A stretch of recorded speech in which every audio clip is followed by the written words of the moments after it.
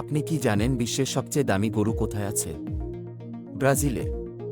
হ্যাঁ, ঠিকই শুনেছেন। আজ আমরা জানব সেই অবিশ্বাস্য গরুটির গল্প, যা গিনেস রেকর্ডে জায়গা করে নিয়েছে।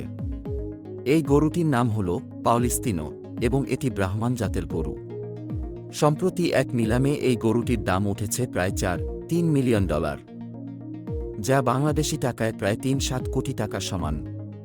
পাওলিস্তিনোর মালিক, সাও পাওলোর একজন সফল কৃষক, বলছেন যে এই গরুর বিশেষত্ব হল এর জিনগত মান এবং উৎপাদনশীলতা। এটি শুধু দুধ বা মাংসের জন্য নয়, বরং প্রজননের ক্ষেত্রেও অতুলনীয়। ব্রাহ্মণ জাতের গরু সাধারণত তাদের স্বাস্থ্য, আকার এবং প্রতিরোধ ক্ষমতার জন্য বিখ্যাত। তবে পাওলিস্তিনো এই সমস্ত গুণাবলী ছাড়িয়ে গেছে, তাই তো এটি আজ বিশ্বের সবচেয়ে দামি গরুর খেতাব পেয়েছে। গিনেস রেকর্ডের স্বীকৃতি পাওয়ার পর থেকে পাওলিস্তিনো শুধু ব্রাজিলেই নয়, বরং সারা বিশ্বে একটি আলোচিত নাম। এটি শুধু একটি গরু নয়, এটি কৃষি ও প্রজনন বিজ্ঞানেও একটি উল্লেখযোগ্য মাইলফলক।